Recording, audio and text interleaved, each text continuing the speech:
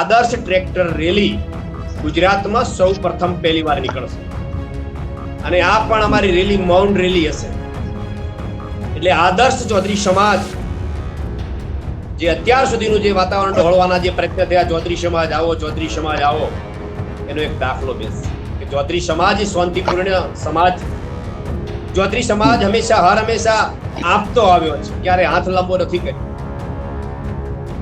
અને જ્યારે અમારા શ્રદ્ધાના કેન્દ્રો હોય, આસ્થાના કેન્દ્રો હોય અને ત્યાં કોઈ પણ આ પ્રકારની પ્રવૃત્તિઓ થતી હોય, ગુંડા તત્વનો અડ્ડો બનતો હોય અને ત્યાં આ પ્રકારના કૃત્યો મહંત બેસીને કરાવતા હોય ને એ મંત્રનું એફઆઈઆરમાં હજી સુધી નામ ના આવતું હોય તો એ પણ દુર્ભાગ્યપૂર્ણ છે. કારણ કે ચિંતનનો વિષય થઈ ગયો છે દરેક સમાજ માટે. અને આપણા આજે નિર્ભય ન્યૂઝના ચેનલના માધ્યમથી કહું છું કે આજે ચૌધરી સમાજ ઉપર થયું છે, કાલે બીજા સમાજ ઉપર પણ થઈ શકે છે. અને એટલા માટે આજે 18 સમાજ કહી રહ્યો છે કે આ અજમલ કાકાને ન્યાય મળવો જોઈએ. એમનો વાંક ગુનો શું?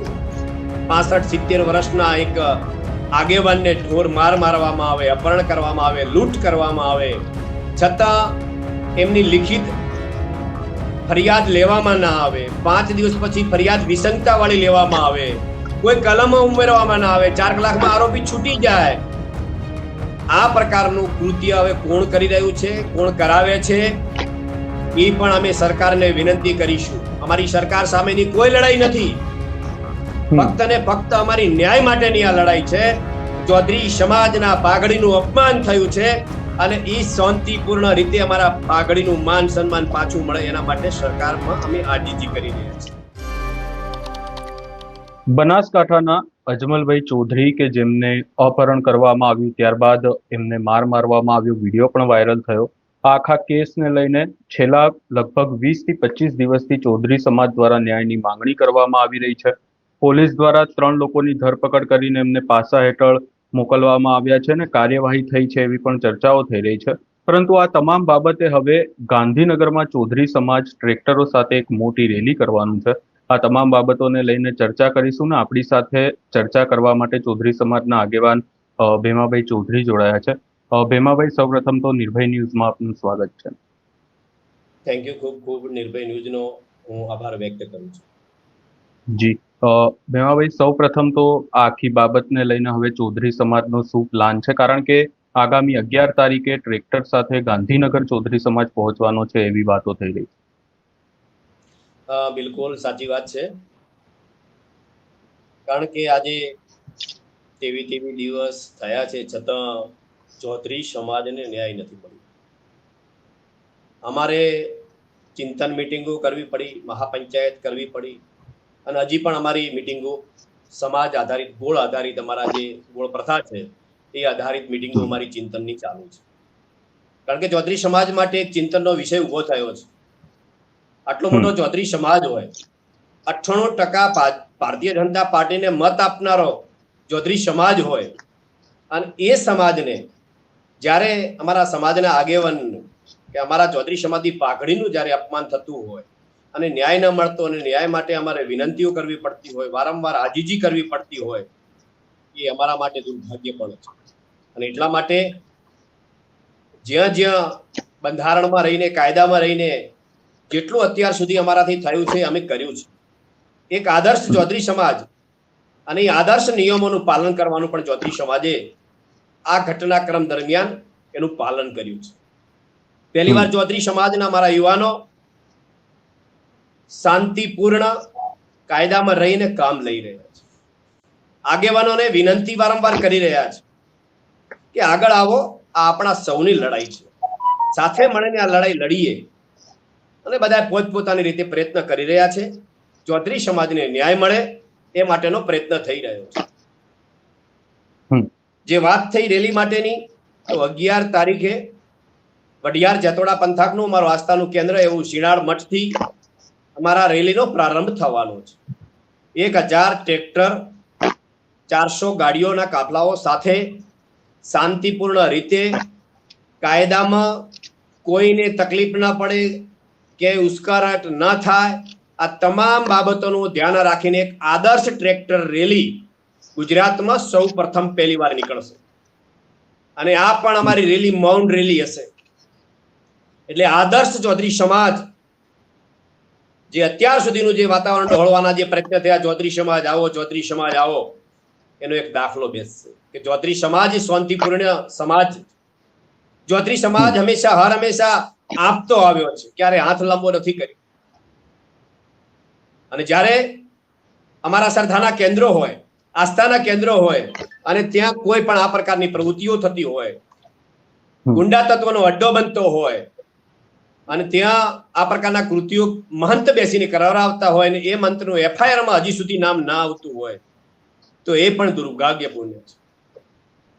કારણ કે ચિંતનનો વિષય થઈ ગયો છે દરેક સમાજ માટે. અને આપણા આજે નિર્ભય ન્યૂઝના ચેનલના માધ્યમથી કહું છું કે આજે ચૌધરી સમાજ ઉપર થયું છે, કાલે બીજા સમાજ ઉપર પણ થઈ શકે છે.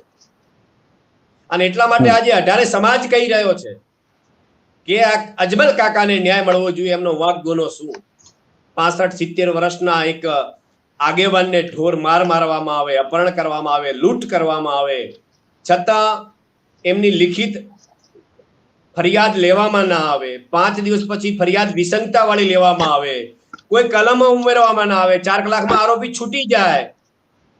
આ પ્રકારનું કૃત્ય હવે કોણ કરી રહ્યું છે, કોણ કરાવે છે, એ પણ અમે સરકારને વિનંતી કરીશું. અમારી સરકાર સામેની કોઈ લડાઈ નથી, ફક્ત ને ફક્ત અમારી ન્યાય માટેની આ લડાઈ છે. ચૌધરી સમાજના પાઘડીનું અપમાન થયું છે અને એ શાંતિપૂર્ણ રીતે અમારા પાઘડીનું માન સન્માન પાછું મળે એના માટે સરકારમાં અમે આજીજી કરી રહ્યા છીએ. અને 2 હાથ જોડીને વિનંતી કરવા માટે અમે ગાંધીનગર જઈ રહ્યા છીએ.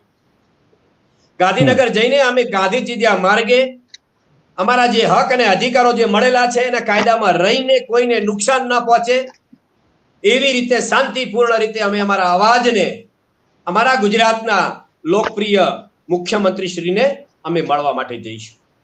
અમારી વાત મૂકીશું ને ન્યાય માટેની એમના સામે ભીખની માગણી કરીશું કે ચૌધરી સમાજ 98% તમારી સાથે છે. અમારા સરકાર સામેની કોઈ આ લડાઈ નથી, ફક્ત ને ફક્ત અમારે ન્યાય જોઈએ છે.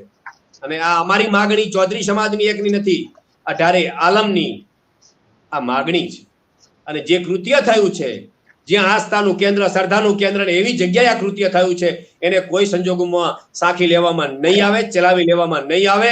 કારણ કે આજે 23 દિવસથી અમે એક જ માગણી કરીએ છીએ. SP સાહેબને ખૂબ વિનંતીઓ અમે કરી લીધી. કોના દબાણમાં કામ કરી રહ્યા છે, કોણ એમને છાવરી રહ્યું છે, કયા પ્રકારના એમના પાસે હપ્તા પહોંચી રહ્યા છે, એ કઈ સમજમાં નથી આવતું. કારણ કે સાચી ઓડિયો, વિડીયો બધું જ ઉપલબ્ધ છે બજારમાં. જેમને ગુનો આચર્યો છે એ લોકોએ મૂક્યા છે, છતાં એમના ઉપર FIR નથી થતી. આજે અમને સમાચાર મળ્યા છે સરકાર તરફથી કે અમે પ્રયત્ન કરી રહ્યા છીએ.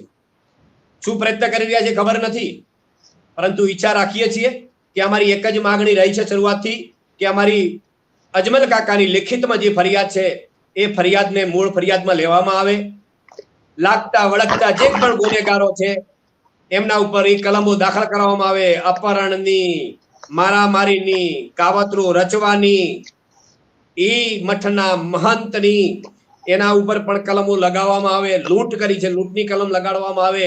અને ઓની પાછળ જો કોઈ ષડયંત્ર રચનાર કોઈ વ્યક્તિઓ હોય તો એમનું પણ નામ લેવામાં આવે. આ પોલીસ કોના દબાણમાં કામ કરી રહી છે એના ટોટલ રેકોર્ડિંગ, એમના મોબાઈલના રેકોર્ડિંગ લેવામાં આવે. ટોટલ CCTV કેમેરાના જે હોય એના ફૂટેજ પણ લેવામાં આવે. એવી ન્યાયની માગણી સાથે અમે મુખ્યમંત્રીને રજૂઆત કરવા માટે આ ટેક્ટર રેલી સ્વરૂપે જવાના છે. જી, આખી બાબતને લઈને તમારા દ્વારા કોઈ પણ પ્રકારે પોલીસ પરમિશન લેવામાં આવી છે? પરમિશન મળી ગઈ છે? અમે પાટણના આદરણીય સન્માનીય અમારા સમાહર્તા એવા કલેક્ટર સાહેબને અરજી અમે લખી છે અને જે તે લગતા વળગતા વિભાગોને જાણ કરીને અમને આ રેલીની પરમિશન આપવામાં આવી. અમે માગણી પણ કરી છે. 11 તારીખે અમારી રેલી રહેશે અને 12 તારીખે ગાંધીનગર ખાતે પહોંચશે. ત્યાં સત્યાગ્રહ છાવણી ખાતે અમારી ત્યાં શાંતિપૂર્ણ રીતે સભા થશે, ઉપવાસ આંદોલન પણ થશે અને માનનીય મુખ્યમંત્રી શ્રીને મળવા માટેની અમે પરમિશન ત્યાંથી માંગીશું. જી, બીજી તરફ આ આખી બાબતને લઈને જે અજમલભાઈ ચૌધરી છે, એમના પત્નીએ અન્નનો ત્યાગ કર્યો છે ને તેમના દ્વારા પણ ન્યાયની માંગણી કરવામાં આવી છે. તમારી કોઈ વાત થઈ છે એમની સાથે? હા, મારે વાત થઈ છે અને મેં એમને અપીલ પણ કરી છે કે તમે આ પ્રકારના ઉપવાસ ન કરશો. આખો ચૌધરી સમાજ અને 18 આલમ તમારી સાથે છે. શરીરને કષ્ટ ના આપશો, પણ આ અમારો સમાજનું આગેવાન ઘર છે. અને જ્યારે અમારા સમાજના આગેવાનના ઘર ઉપર જ્યારે આ પ્રકારનું કોઈ કૃત્ય આચરે તો એ સહન ન થઈ શકે. અમે સમજી શકીએ છીએ એમની વેદનાને.